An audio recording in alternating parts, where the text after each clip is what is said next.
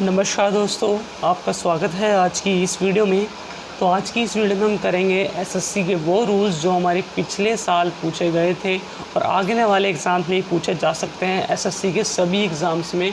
तो वो वाले रूल्स हम करने वाले हैं। तो हमारा मेन पर्पस है स्टेनोग्राफ़र का, तो हम स्टेनोग्राफ़र के भी इसके अंदर मतलब जो क्वेश्चन पूछे गए थे वो भी साथ डिस्कस करेंगे, मतलब करेंगे, प्रैक्टिस करेंगे। और जो और भी एग्ज़ाम्स हैं तो उसमें पूछे गए हैं पिछले साल और आगे पूछे जा सकते हैं, तो वो सभी हम करने वाले हैं। तो चलिए स्टार्ट करते हैं वीडियो को। सबसे पहला हमारा रूल है, रूल नंबर फर्स्ट, ये हमारा है अनकाउंटेबल नाउन से।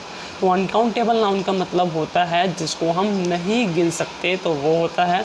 तो इसके हमारे 4 पॉइंट्स आपको ध्यान में रखने हैं। इसमें से हर साल क्वेश्चंस पूछे जाते हैं अनकाउंटेबल नाउन से। तो सबसे पहला इसके अंदर हमारा पॉइंट है, तो चारों पॉइंट्स आपको ध्यान में रखने हैं कि कौन कौन से हमारे पॉइंट्स आपको ध्यान में रखने पड़ेंगे जब आपको अनकाउंटेबल नाउन किसी भी क्वेश्चंस में दिखाई देगी।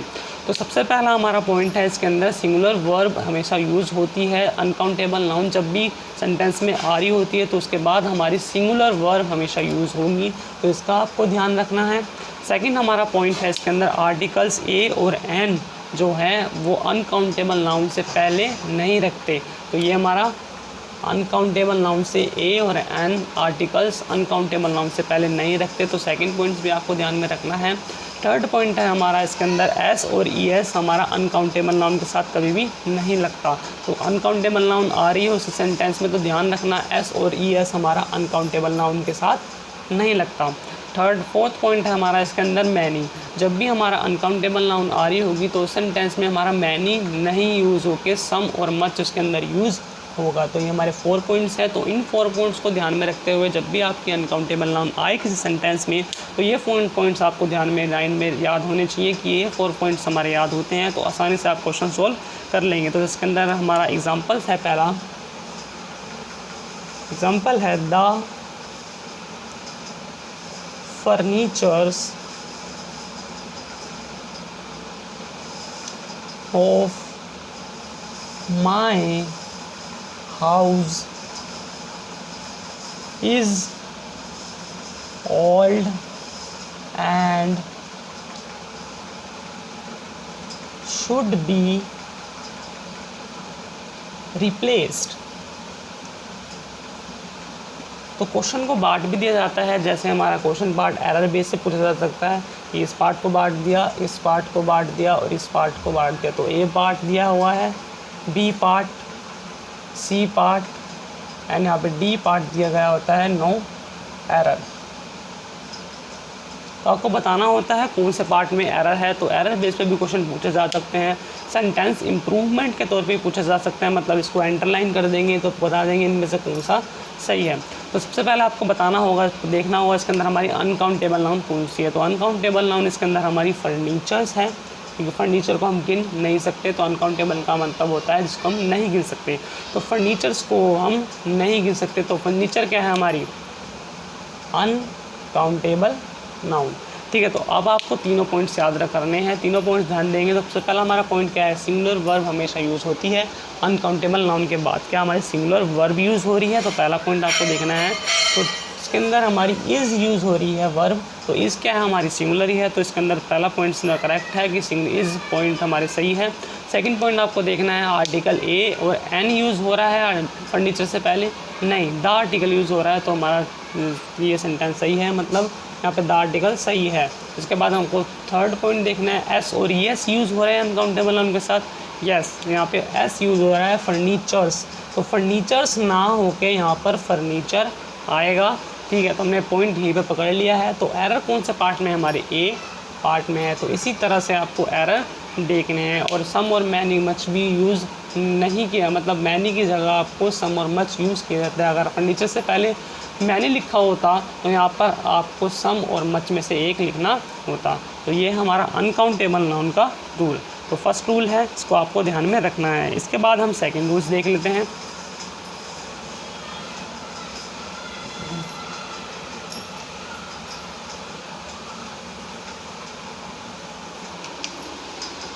तो हमारा सेकंड रूल है,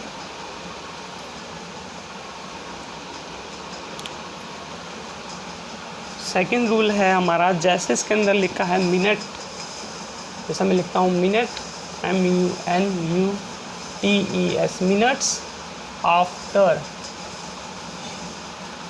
मिनट्स। अगर आपको सेंटेंस में ये दिखाई देता है मिनट्स आफ्टर मिनट्स, तो आपको ध्यान में रखना है, तो तभी भी आपका मिनट के साथ, मिनट जो है मिनट के साथ आपको एस नहीं लगाना है, नहीं लगा होगा तो उस पार्ट में एरर होगा। तो ठीक है, तो आपको ध्यान देना है कि आपका मिनट्स, जैसे मिनट लिखा हो तो मिनट लिखना होना चाहिए, मिनट्स नहीं लिखा होना चाहिए। और सेकंड पॉइंट आपको देखना है कि इसके बाद आपकी वर्ब जो है सिंगुलर यूज़ होती है, सिंगुलर वर्ब इसके साथ यूज़ होती है। तो सिंगुलर वर्ब का भी आपको ध्यान रखना है। जब भी आपको सेंटेंस में ये दिखाई दे मिनट्स आफ्टर मिनट लिखा हुआ है, जैसे आपका लिखा हो डोर टू डोर, तो यहाँ पे डोर टू डोर, जैसे लिखा हो डोर्स टू डोर, जैसे यहाँ पे लिख दिया डोर्स टू डोर्स, तो आपको ध्यान देना है यहाँ पे एस नहीं आएगा, यहाँ पे डोर टू डोर आएगा। जैसे लिखा हुआ ships to ships, ships after ships, ships after ships. ठीक है, तो आपको ध्यान रखना है कि यहाँ पे एस नहीं आएगा, यहाँ पे आएगा शिप आफ्टर शिप, तो इसका ध्यान रखना है। और ध्यान रखना है इसके बाद आपकी सिंगुलर वर्ब यूज़ होगी।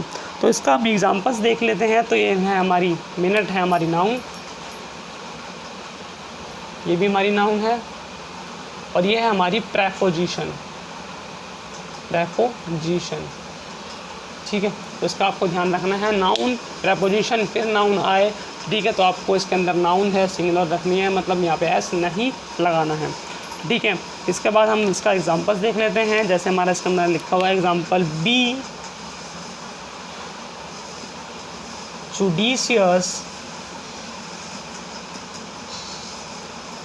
is in using your time,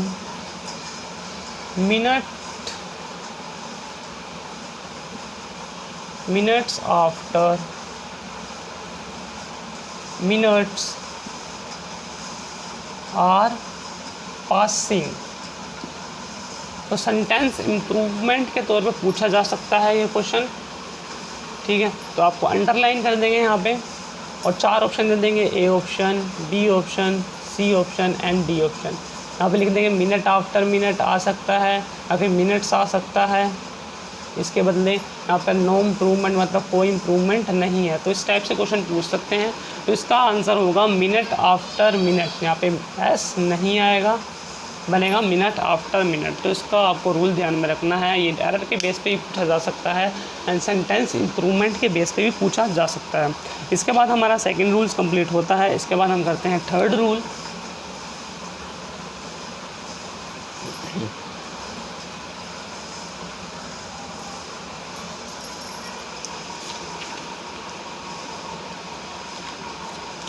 third rule आता है हमारा, पॉइंट्स हैं।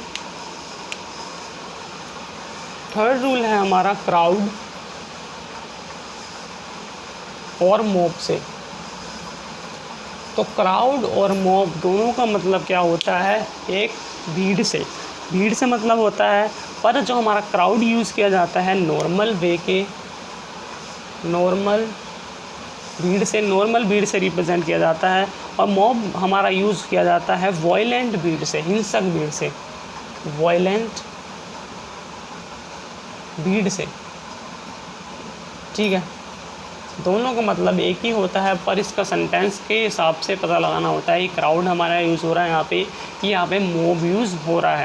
तो जैसे हमारा एग्जांपल्स मैं आपको दिखा देता हूँ। जैसे हमारा एग्जांपल लिखा हुआ है यहाँ पे, द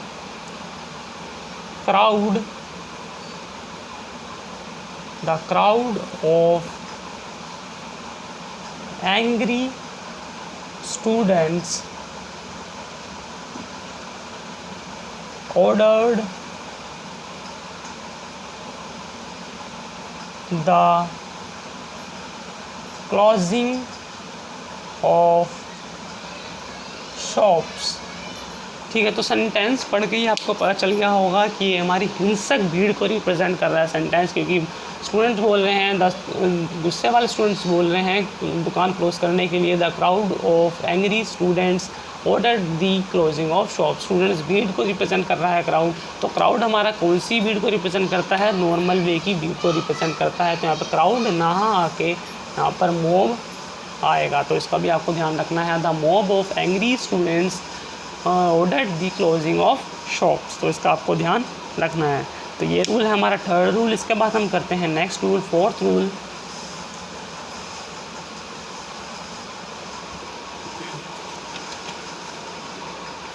तो फोर्थ रूल आता है हमारा इसके अंदर, द प्लस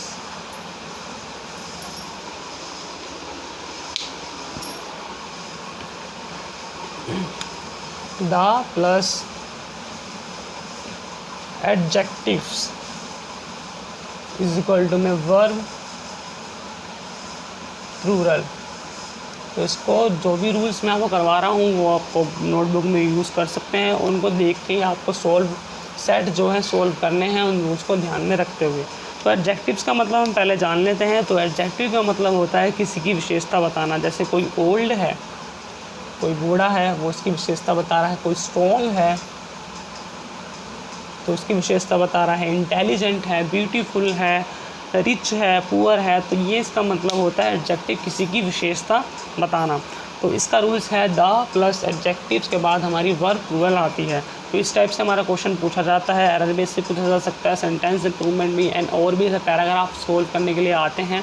तो उस टाइप में हमारे स्टेनोग्राफर के एग्ज़ाम में एंड और भी एसएससी के एग्ज़ाम में, दिल्ली पुलिस का भी एग्ज़ाम आ रहा है, तो उसके अंदर भी ये पूछे जा सकते हैं। तो जैसे मैं एग्जांपल बता देता हूँ। जैसे यहाँ पे लिखा है the poor is happy, the poor is happy. तो इसके अंदर हमारी एडजेक्टिव क्या है? पुअर। तो पुअर इसके अंदर एडजेक्टिव है, तो आपको रूल का आपको ध्यान रखना है। तो रूल क्या है? द प्लस एडजेक्टिव के बाद हमारी वर्ब प्लूरल आती है। क्या इसके बाद हमारी वर्ब प्लूरल आ रही है? नहीं, हमारी इज़ आ रही है, तो यहाँ पे इज़ की जगह यहाँ पर आर आएगा। द पुअर आर हैप्पी, ठीक है। तो इसका आपको ध्यान रखना है। ये हमारा फोर्थ रूल है। The rich is getting richer and richer. जैसे हमारा नेक्स्ट एग्जांपल है the rich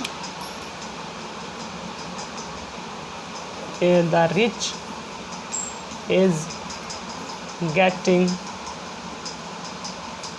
richer and teacher. तो इसके अंदर रिच क्या है?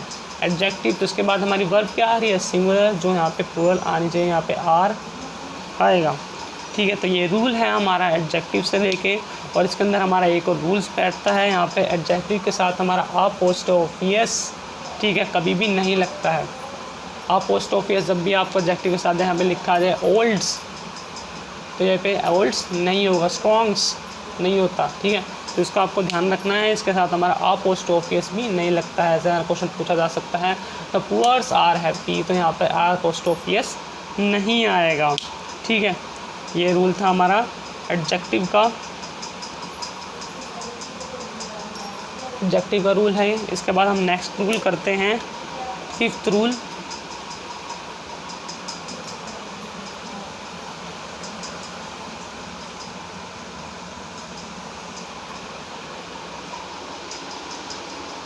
हमारा फिफ्थ रूल है इसके अंदर,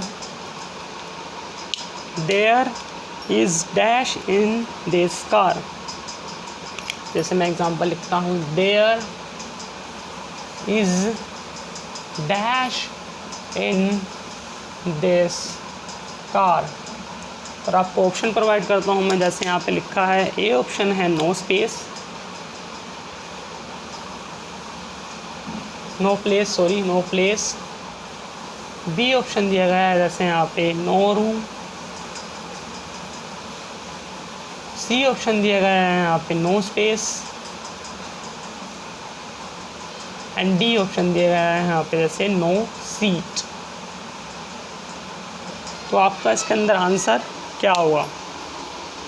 तो आपकी सोच के हिसाब से इसका आंसर नो प्लेस या नो स्पेस, नो सीट्स आप दे सकते हैं। नो सीट, कार में नई सीट, नो सीट है मतलब सीट नहीं है, आपका ये आंसर हो सकता है इसके अंदर, पर इसका आंसर हमारा क्या हो सकता है? इसका आंसर है हमारा नो रूम। आपका आंसर गलत होगा। इसके अंदर आप शुरुआत में देखेंगे तो आपको नो सीट इसके अंदर आंसर लगेगा, पर इसके अंदर नो सीट आंसर नहीं है। इसका मतलब है नो रूम। तो नो रूम का मतलब होता है खाली जगह। तो ये एक हमारा फ्रेज़ है। तो फ्रेजिंग के तौर पर भी हमारे क्वेश्चन पूछे जा सकते हैं। जैसे हमारा है add fuel to the fire, ठीक है, ये हमारा फ्रेज़ है। तो इसके अंदर हमारा नो रूम का मतलब होता है खाली जगह। तो ये हमारा जो एसएससी का है सबसे ज़्यादा फेवरेट क्वेश्चन है। ये एसएससी के हर साल एसएससी के कोई भी एग्ज़ाम हो तो उसके अंदर ये पूछा जा सकता है। तो ये क्वेश्चन एसएससी का फेवरेट है। यहाँ पे लिखा है नो रूम, तो नो रूम का मतलब होता है खाली जगह। तो फ्रेजिंग के तौर पर आपको फ्रेजेस भी लर्न करने पड़ेंगे, कौन कौन से हमारे फ्रेजेस हैं, ठीक है। इसके बाद हम नेक्स्ट देखते हैं। नेक्स्ट रूल है हमारा 6th रूल।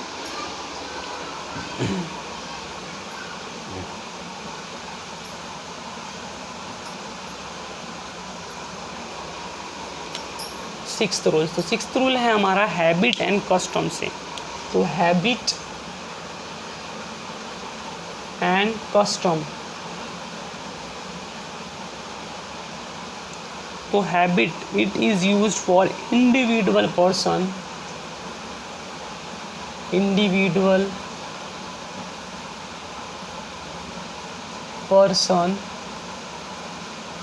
और it is used for belonging to society and countries, society and country, ठीक है। तो जो हमारा हैबिट एंड कस्टम का मतलब क्या होता है पहले हम ये जान लेते हैं। इनका दोनों का मतलब एक ही होता है, आदत, ठीक है। तो किसी भी चीज़ की आदत होना, तो वो होता है हमारा हैबिट एंड कस्टम का मतलब दोनों का एक ही होता है।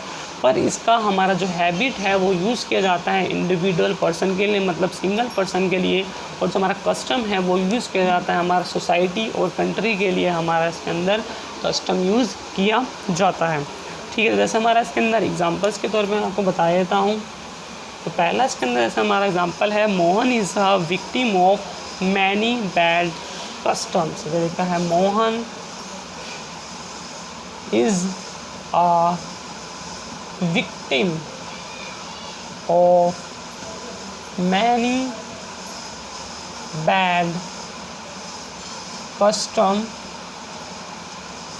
तो इसके अंदर मोहन क्या है? इंडिविजुअल पर्सन है, ठीक है। इंडिविजुअल पर्सन के साथ हमारा क्या यूज़ किया जाता है? हैबिट यूज़ किया जाता है। तो यहाँ पे कस्टम की जगह क्या आएगा? यहाँ पर हैबिट आएगा। तो इस तरह से भी हमारे इस टाइप से भी क्वेश्चन पूछे जा सकते हैं। हमारा नेक्स्ट एग्जांपल है इसके अंदर, द इंडियन हैव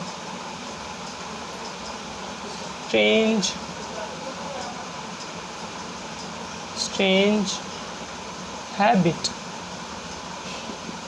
तो यहाँ पे कंट्री की बात हो रही है, सोसाइटी की मतलब कंट्री की बात हो रही है इसके अंदर। तो यहाँ पर क्या हैबिट ना आके यहाँ पे कस्टम आएगा, ठीक है। तो ये रूल्स भी आपको ध्यान में रखना है। इस रूल से भी क्वेश्चन पूछे जा सकते हैं। इसके बाद हम नेक्स्ट रूल देखते हैं, 7th रूल।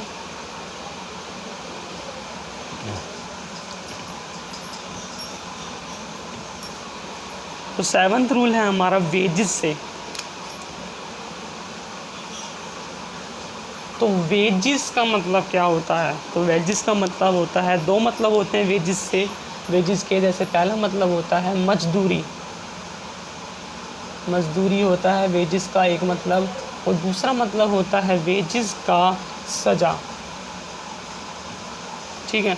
तो जो हमारा मजदूरी वाला वेजिस, यहाँ सेंटेंस के हिसाब से आप पता लगाना है कि वेजिस हमारा कौन सा इसके अंदर यूज़ हो रहा है। अगर इसके अंदर आप सेंटेंस के अंदर वेजिस मजदूरी वाला यूज़ हो रहा है तो उसके बाद हमारी जो वर्ब है वो प्लूरल आएगी, ठीक है। अगर हमारा सेंटेंस के हिसाब से वेजिस जो है सज़ा वाला यूज़ हो रहा है तो उसके बाद हमारी वर्ब जो है सिंगुलर आएगी। तो इस रूल्स को भी आपको अच्छे से ध्यान में रखना है कि कौन सा हमारा वेजेस के अंदर यूज़ हो रहा है। जैसे हमारा सेंटेंस, मैं सेंटेंस लिखता हूँ, the wages is very high in Noida. तो सेंटेंस के हिसाब से हम वेजेस हमारा इसके अंदर मजदूरी वाला यूज़ हो रहा है, तो वेजेस के बाद हमारी वर्ब कैसी यूज़ हो रही है, सिंगुलर यूज़ हो रही है, तो यहाँ पे सिंगुलर वर्ब यूज़ नहीं होगी। आप रूल देख लीजिए, वर्ब हमारी प्लूरल यहाँ पे यूज़ होगी, यहाँ पर आर आएगा। तो wages are very high in Noida. इसके बाद मैं आपको नेक्स्ट और एग्जांपल्स एक दिखा देता हूँ। एक और एग्जांपल्स है, जैसे यहाँ पे एग्जांपल लिखा है the wages of sin are death.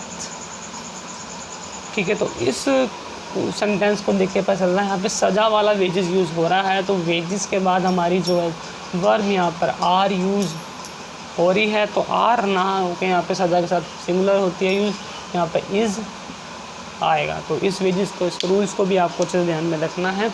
इसके बाद हम नेक्स्ट रूल करते हैं। 7th रूल आता है,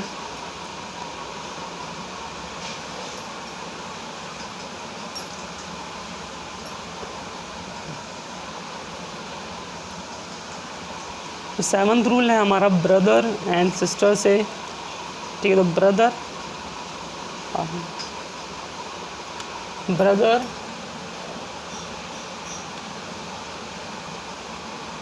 एंड सिस्टर के साथ, जैसे हमारे लिखते हैं हम कज़न लिखते हैं, तो cousin,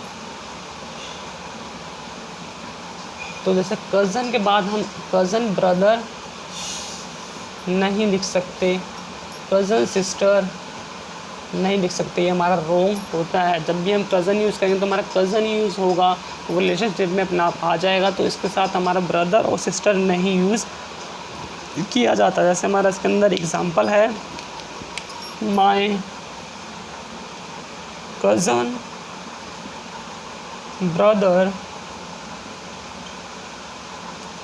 who leaves in Delhi.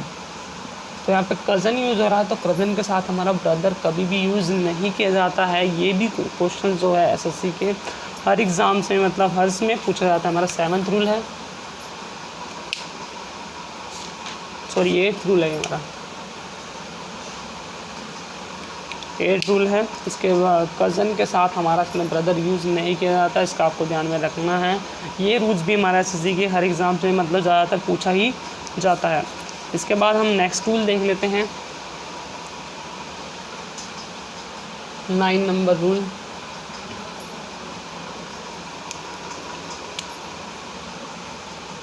Nine number rule है हमारा बैचलर और मेड से। BACHER, बैचलर और मेड से। तो बैचलर और मेड यूज़ किए जाते हैं हमारे अनमैरिड पर्सन्स के लिए। अनमैरिड पर्सन्स के लिए हमारे, चाहे लड़का हो लड़की हो, के साथ हमारे अनमैरिड के साथ यूज़ किए जाते हैं बैचलर और मेड। तो बैचलर हमारा यूज़ किया जाता है, इट इज़ फॉर बॉय, लड़के के लिए बैचलर यूज़ किया जाता है। मेड यूज़ किया जाता है, इट इज़ फॉर गर्ल। तो गर्ल के साथ हम मेड यूज़ करते हैं एंड बैचलर के साथ हम बॉय यूज़ करते हैं। जैसे हमारा क्वेश्चन पूछा जा सकता है यहाँ पे, she is bachelor, she is bachelor. ठीक है, तो बैचलर के साथ यूज़ किया जाता है, लड़के के साथ तो यहाँ पे बैचलर ना आके मेड आएगा। ठीक है, तो ये था हमारा 9th रूल। इसके बाद हम नेक्स्ट रूल करते हैं, लास्ट रूल है हमारा 10th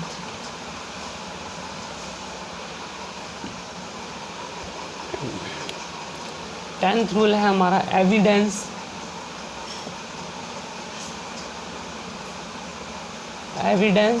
और विटनेस से।